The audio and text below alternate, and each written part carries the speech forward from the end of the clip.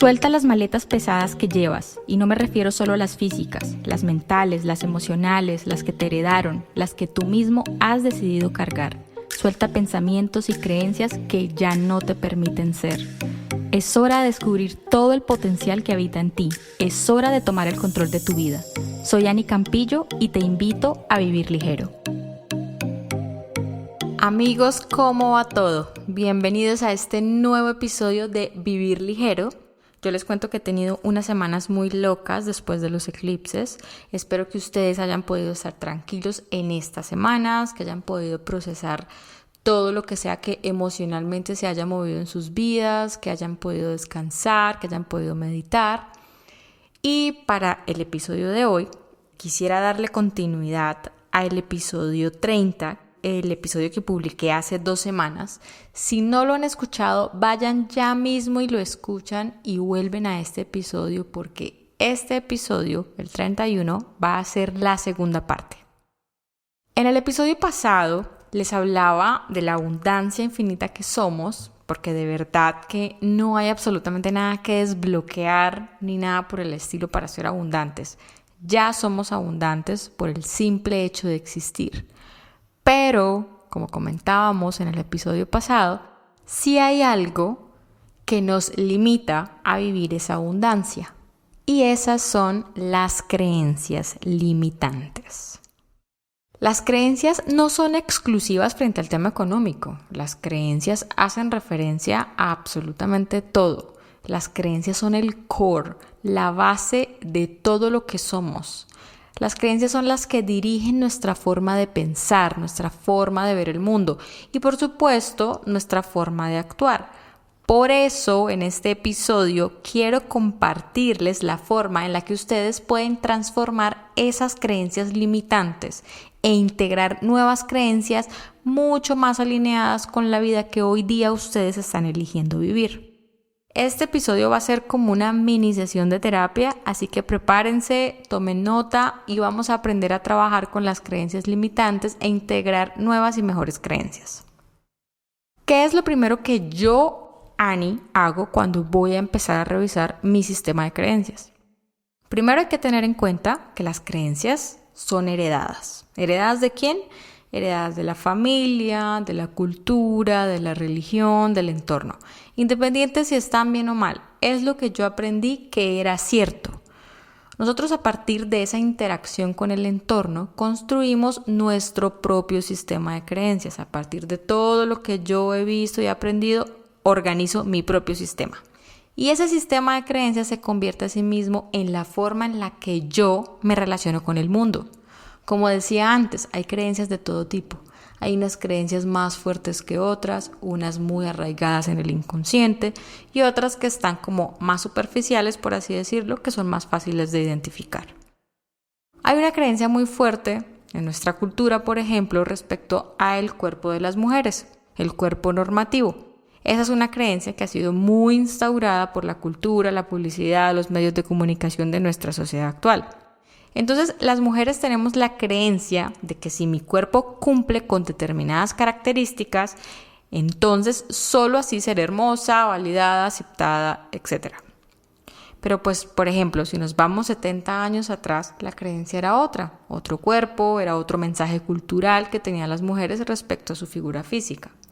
Queda claro entonces el impacto de los medios de comunicación y de la cultura en la forma en la que adoptamos una creencia. A nosotras nadie nos dijo que determinado cuerpo era hermoso. Empezamos a verlo en películas, por ejemplo, la bonita, la protagonista, la buena, la heroína, tiene determinadas características físicas. Y así poco a poco va llegando y va calando en nuestro subconsciente el mensaje. Así quedan grabadas en nosotros. Y el mensaje interno, o sea, la forma en la que yo interiorizo eso, ¿cómo es? Pues es muy claro. Si yo no me veo así, no soy linda, por tanto soy rechazada o simplemente no soy suficiente. Entonces, teniendo esto claro, empiezo a revisar el sistema de creencias respecto a ese tema específico que yo elijo trabajar. En este caso vamos a poner el ejemplo del dinero. ¿Qué es lo primero que hago? Lo primero que hago es identificar las creencias que hacen parte de mí. Entonces, hago una lista de las creencias que a simple vista logro identificar. Entre las más comunes respecto al dinero, que es el ejemplo que vamos a usar, está que el dinero es sucio, el dinero no cae del cielo, los ricos son opresores, los ricos son malos, es mejor ser pobre y honrado, etcétera, etcétera. Todas esas creencias, ya sea porque nuestros padres las repetían o en la vida las fuimos aprendiendo. Por eso es tan importante al hacer este ejercicio revisar las creencias de nuestra familia, de nuestro papá, de nuestra mamá, de los abuelos, porque todas esas creencias en mayor o en menor medida también pertenecen a mí. Así digamos que no, así nos choque. Es más, segurísimo que si me choca la creencia, o sea, encontrar esa creencia en la otra persona es porque con más razón hace parte de mí. Entonces, hacer esa lista es lo primero, identificar mis creencias. Ahora, una vez identificadas y con la lista en mano, una a una empezamos a escribir al frente de esa creencia limitante el opuesto a la creencia o una frase de validación. Entonces, el ejemplo. Por ejemplo, la creencia es que el dinero es sucio. Puedo escribir al frente, el dinero es valioso o se siente bien tener dinero, etc. Una frase con la que yo conecte y que represente lo opuesto a esa creencia que estoy eligiendo trabajar.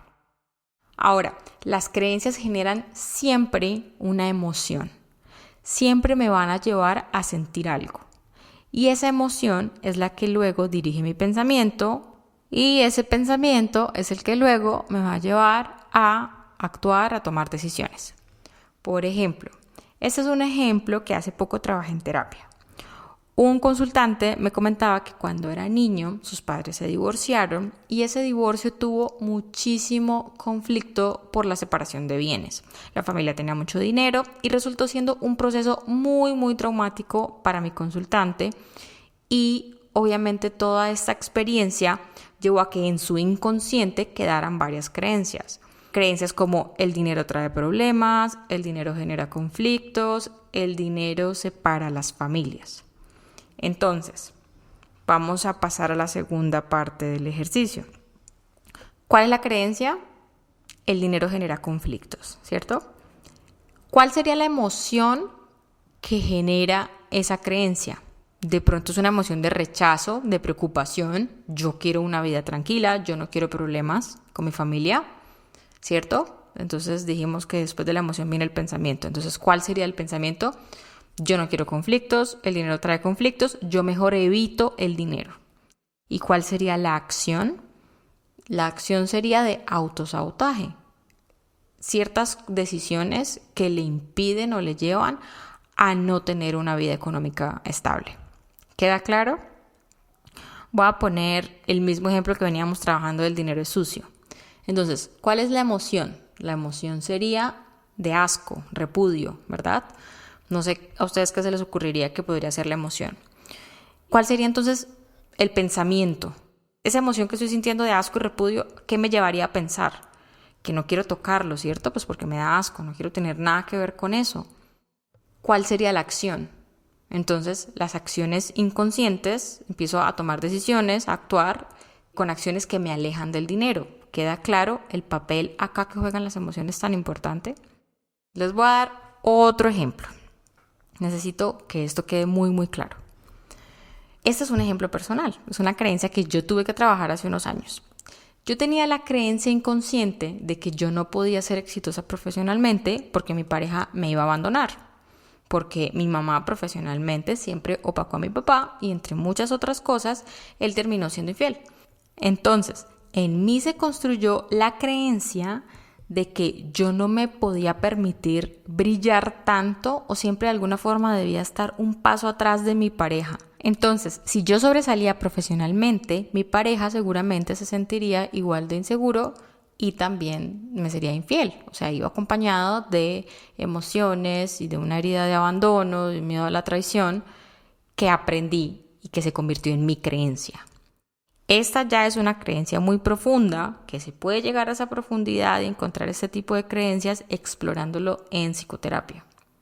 Entonces, en este caso, en este ejemplo que les puse, ¿cuál es la emoción? Como ya les dije, miedo al abandono, herida de abandono detonada. Inmediatamente cuando pienso en ser exitosa profesionalmente, ¿cuál es el pensamiento? Mejor soy promedio, mejor yo no salgo de mi zona de confort, yo no quiero perder mi relación por ganar éxito profesional. ¿Y cuál es la acción? La procrastinación a las metas personales, baja motivación, inconstancia a la hora de ejecutar un proyecto que tenga muy buen potencial, etc. Ahora me entienden qué tan profundas están las creencias y el impacto tan grande que tienen en nuestras decisiones diarias. Es importante tenerlo claro porque ahora con la lista que tienen de sus creencias limitantes y con las acciones opuestas escritas al frente, van a tomar una a una cada creencia y van a intentar conectar con la emoción de cómo se sentiría la creencia de que, por ejemplo, el dinero es valioso. ¿Cómo me sentiría al adoptar yo ese pensamiento? Eso lo pueden hacer en meditación o en visualizaciones. Intentar imaginarse esa emoción, cómo yo me sentiría, cómo se sentiría mi cuerpo al pensar que el dinero es valioso. Recuerden que el cerebro no distingue entre imaginación o realidad. El cerebro toma por real cuando ustedes visualizan o imaginan. Así que es importante enfocarse en esa emoción que generaría esta versión opuesta que están escribiendo en su lista. Entonces, el dinero es valioso. ¿Cómo se siente? Se siente tranquilidad, hay emoción de afirmación, de aceptación, de valía. Si la emoción cambia, va a cambiar el pensamiento, porque cambia el significado de, en este caso, que el dinero ya no es sucio, el dinero es preciado, es valioso. Por tanto, las acciones serán otras. Y esto es lo que llamamos neuroplasticidad, la capacidad del cerebro de aprender y de desaprender. Ahora, algo súper importante. El cerebro aprende a partir de repeticiones. Y es aquí en donde entra la importancia de la constancia y la disciplina. Si de verdad están comprometidos con el cambio que quieren hacer, esto es un trabajo que deben reforzar diariamente. Esto realmente es constancia y disciplina. Ahora, yo lo que hago normalmente es que de esa lista escojo solo una creencia, la que yo considere la más fuerte, y empiezo a trabajar con ella. Pongo mensajes, por ejemplo, en el fondo de pantalla de mi celular, cosas que me recuerden esa nueva creencia, esa nueva afirmación que estoy aprendiendo. Lo repito constantemente, me llevo a sentir la emoción, cómo me sentiría si ya viviera mi vida desde esa nueva creencia, desde esa nueva perspectiva expansiva que es la que quiero empezar a adoptar para mí. Pues porque esa es la idea, más allá de juzgar nuestro entorno, nuestra familia, nuestra cultura, es que tomemos lo bueno y lo que no, pues empecemos activamente a reemplazarlo por nuevas creencias ya más amorosas, más compasivas, más plenas, más expansivas, más positivas para nuestra evolución. Cuando ya esa creencia ustedes sientan que esté trabajada, pasen con la siguiente creencia y así sucesivamente van a ir encontrando cada vez van a ir más profundo. Y la idea es que esto es un trabajo constante. Ustedes ya saben que si están en este proceso de transformación personal, esto es un trabajo que nunca termina, pero cada vez se van viendo más los resultados, cada vez se van sintiendo mejores con esta nueva versión que están construyendo. Y esa es la motivación, ese es el feedback que van recibiendo para continuar motivados en este proceso. Recuerden que las conexiones neuronales nuevas, cada pensamiento que ustedes tienen que refuerce esa nueva creencia, es un impulso eléctrico que ayuda a que más y más neuronas se puedan conectar a esta nueva red que empiezan a construir con la repetición y con la constancia diaria. En diciembre yo lancé un journal de intenciones para trabajar en el 2024, pero que realmente es aprender a manifestar a partir del trabajo de creencias. Si quieren un apoyo, un material de refuerzo en ese trabajo de aprender y desaprender creencias, búsquenlo. Está disponible en Amazon. En la descripción de aquí del episodio les voy a dejar el link por si les interesa. Amigos, espero que encuentren este episodio tan valioso como yo. Próximamente se viene nuevo contenido, un nuevo formato, como ya lo he venido anunciando. Vuelven las meditaciones por fin. Muchas personas me han preguntado si volveré a sacar meditaciones y la respuesta es que sí. vuelven las meditaciones a vivir ligero. Así que paciencia, que poco a poco yo voy retomando con todo. Las mujeres que han sido mamás me entienden. Después de tener un hijo pasamos por un proceso de volver a nosotras, de reconocernos, de volver al centro, de retomar nuestros proyectos, y en ese proceso me encuentro yo. Así que gracias por toda la paciencia y por todo el apoyo. No olviden que me pueden seguir escribiendo sus preguntas, porque la dinámica de preguntas continúa. Las pueden compartir a info@iamsacra.com y recuerden que me encuentran en Instagram como Sacra Holística. Les envío un fuerte abrazo y nos vemos próximamente.